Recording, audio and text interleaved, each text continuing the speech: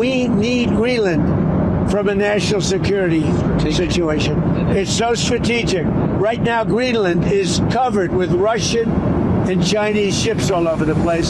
We need Greenland from the standpoint of national security. And Denmark is not going to be able to do it, I can tell you. For det første så mener jeg, at man skal tage den amerikanske præsident alvorligt, når han siger, at han ønsker Grønland. Men jeg vil også gøre klart, at hvis USA vælger at angribe et andet NATO-land militært, så hører alting op. Altså inklusiv vores NATO og dermed den sikkerhed, som er blevet tilvejebragt siden afslutningen på 2. verdenskrig.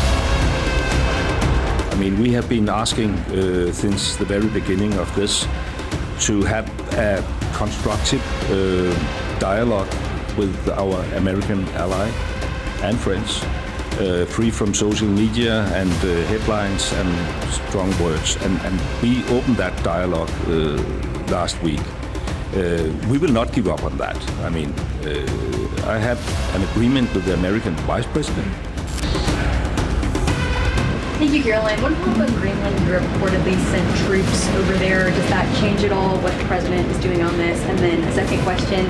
Well, to your first question on Greenland, I don't think troops in Europe impact the president's decision-making process, nor does it impact his goal of the acquisition of Greenland at all.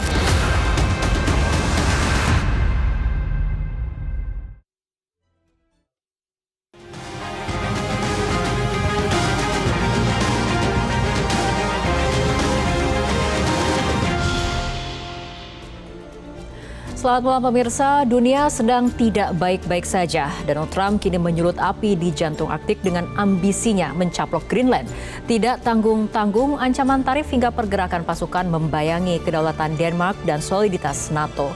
Ketika sekutu mulai saling gertak dan hukum internasional kehilangan tajamnya, apakah Greenland ini akan menjadi sumbu ledak perang global yang tidak terelakkan?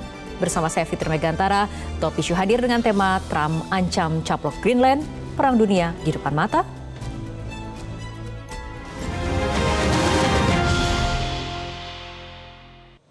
Dan untuk membahas topik untuk malam hari ini telah hadir bersama kami narasumber di studio Metro TV, telah hadir anggota Komisi 1 DPR RI, fraksi PD Perjuangan, Bapak TB Hasanuddin. Pak TB, selamat malam. Apa kabarnya Pak malam hari ini? Alhamdulillah sehat. Alhamdulillah sehat, baik. Dan kemudian juga telah hadir praktisi dan pengajar hubungan internasional serta pendiri Synergy Policy, Ibu Dina Prapto Raharja. Selamat malam Bu Dina, terima kasih telah hadir di studio Metro TV. Bu Dina dan juga Pak TB di sambungan Zoom juga telah bergabung bersama kami pemirsa. Ada Duta Besar Indonesia untuk Kerajaan Denmark merangkap Republik Lituania, Ibu Siti Nugraha Mauludiah. Selamat malam waktu Indonesia, Bu Dubes. Selamat malam, selamat sore waktu Copenhagen, Mbak Vivi. Baik. Dan juga telah bergabung dari sambungan Zoom analis militer Ibu Koni Rahakundini Bakri. Selamat malam, Bu Koni. Selamat malam Pak Jenderal, Bu Dina, Bu Dubes dan semuanya. Baik. Terima kasih. Saya akan ke Bu Dubes terlebih dahulu. Bu Dubes, bagaimana sebetulnya pemerintah ini merespon pernyataan Trump soal keinginannya mengambil alih Greenland? Kita bisa lihat dari sejak pernyataan Presiden Trump terkait Greenland ini, respon dari pemerintah Denmark itu selalu di tingkat PM, kepala negaranya. Jadi memang Denmark melihat isu Greenland ini ancaman terhadap kedaulatan Denmark karena Denmark melihat bahwa Greenland adalah bagian yang tidak terpisahkan, bagian wilayah yang tidak terpisahkan dari kerajaan Denmark. Jadi ini memang selalu di tingkat kepala negara memperlihatkan bahwa hal ini isu yang mengancam kedaulatan mereka. Dari KBRI sendiri Denmark berkomunikasikah kemudian dengan pemerintah Denmark mengenai update perkembangan situasi terkini mengenai isu ini? Kami mendapatkannya dari sumber-sumber terbuka karena memang pemerintah Denmark tidak menyediakan forum khusus untuk mengupdate para dubes, tapi kami melalui network kami mendapatkan update seperti misalnya saya bertemu dengan ketua komite parlemen, ketua komite foreign affairs di parlemen misalnya, yang kemarin waktu bertemu beliau menyampaikan update mengenai persiapan pertemuan parlemen yang sudah terlaksana bulan hari Jumat kemarin. Ada 11 orang anggota Kongres Amerika Serikat yang datang ke Greenland yang diterima oleh anggota parlemen di Denmark yang juga waktu itu juga dihadiri oleh PM Mette Frederiksen. Oke, Bu Dubes, mungkin dari pandangan Anda juga ini kan Greenland ini sendiri kan merupakan wilayah semi otonom Denmark. Artinya apakah ada beragam respon antara kemudian warga Greenland dengan juga warga Denmark atau seperti apa? Responnya satu, semua mendukung Greenland tetap di Denmark. Jadi pemerintah Greenland sendiri yang dikepalai oleh PM Frederik Nielsen sudah menyatakan bahwa Greenland, dalam hal ini masyarakat Greenland sudah memilih untuk tetap dengan Denmark, menjadi bagian dari EU dan menjadi bagian dari NATO. Sementara di Greenland sendiri kan jaraknya sekitar 4 jam perjalanan dengan udara dari mainland Denmark ya. Di Denmark sendiri kemarin baru ada demo besar-besaran di 4 kota besar di Denmark, itu yang masyarakat diikuti oleh ribuan masyarakat Denmark yang menyatakan dukungan terhadap rakyat Greenland untuk tetap bersatu di Denmark. Jadi solid, tidak ada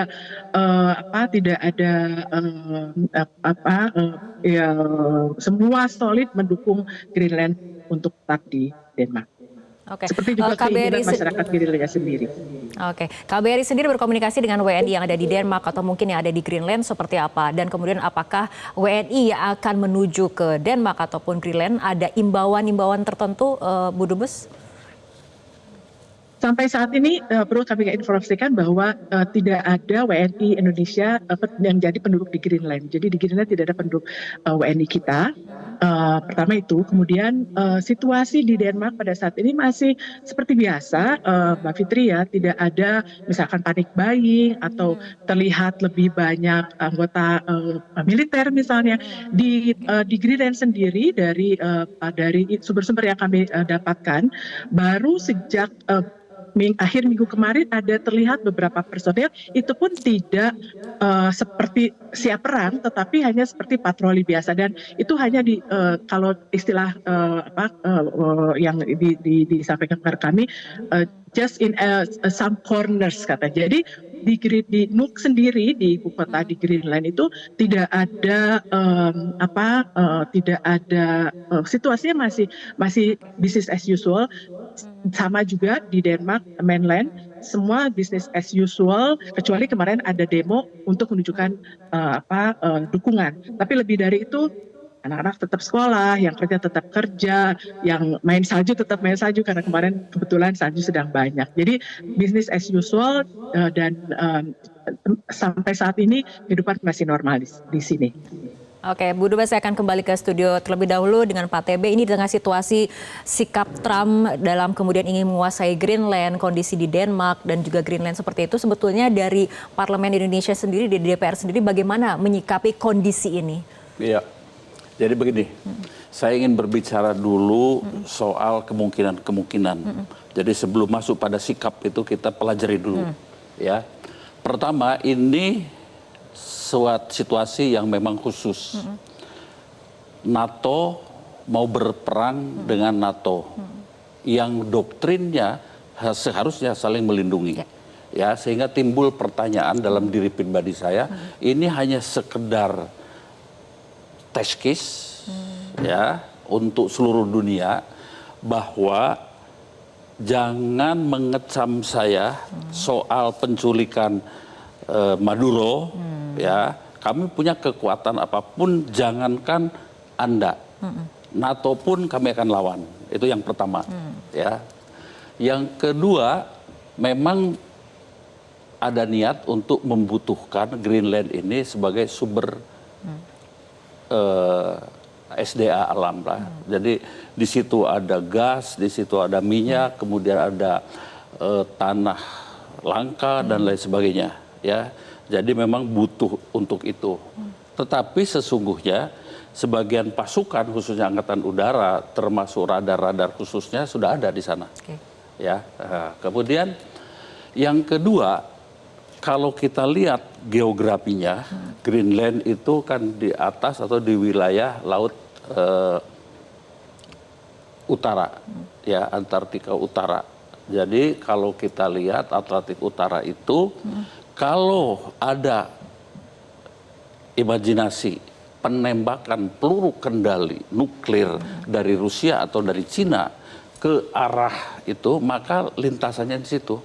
Situasi atau tempat yang paling strategis memang Greenland untuk bisa menghadang, menyekat, dan kemudian mengawasi Laut Atlantik Utara kalau terjadi perang. Hanya saja kenapa kemudian harus dikuasai seluruhnya, itu menjadi pertanyaan, ya. Sehingga kira-kira saya tidak melihat pada suatu saat dia akan sungguh-sungguh menggunakan kekuatan militernya untuk mengambil Greenland dan mau berhadapan dengan negara-negara seperti sekarang ini, ya.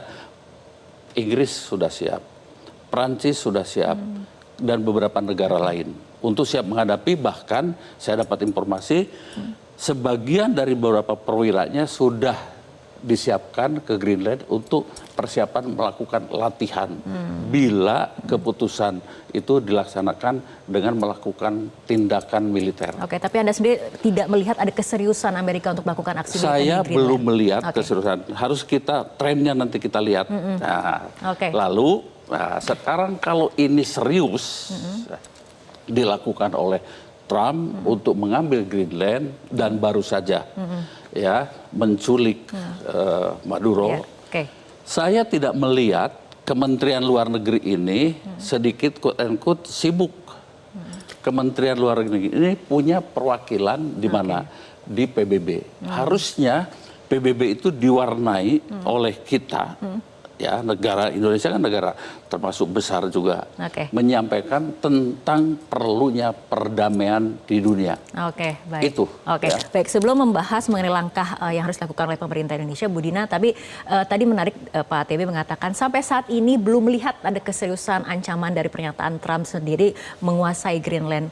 Anda sendiri bagaimana pandangannya setelah Venezuela, ini kenapa Greenland yang menjadi target dari Trump ini? Satu, saya sudut pandangnya politik ekonomi ya.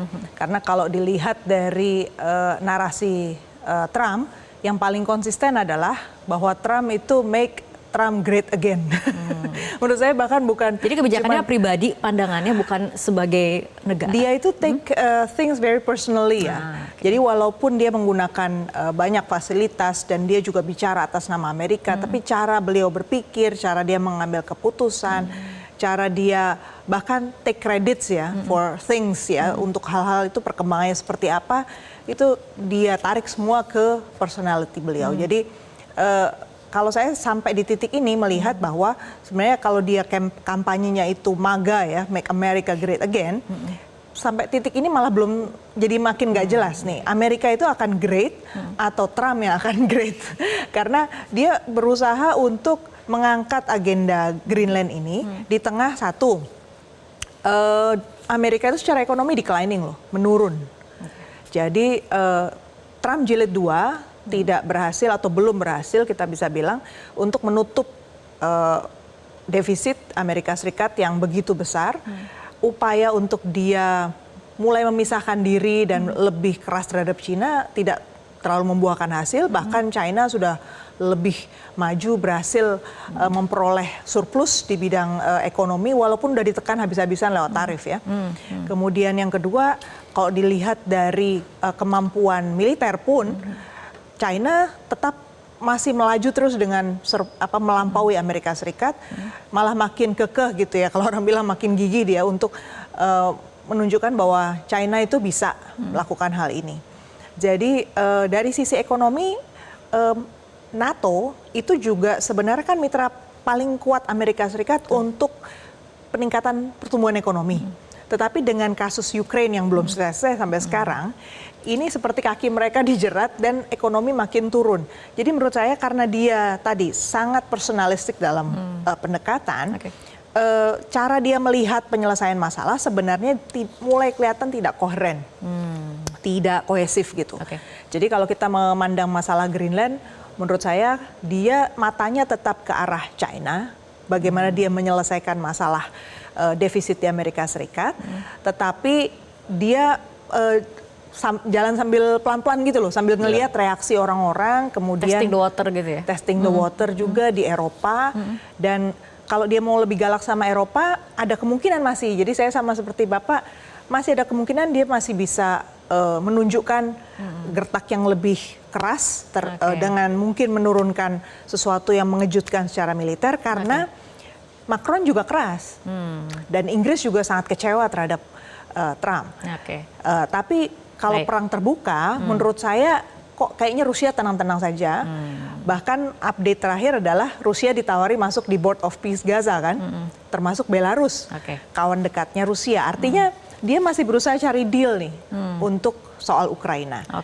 Nah selanjutnya kita akan membahas ini bagaimana sebetulnya potensi eskalasi. Apakah tadi ini merupakan hanya sebatas saling gertak, atau gertaknya itu ada isinya seperti itu ya Bu Dina dan juga Pak TB, tapi kita akan lanjutkan usai jeda berikut ini.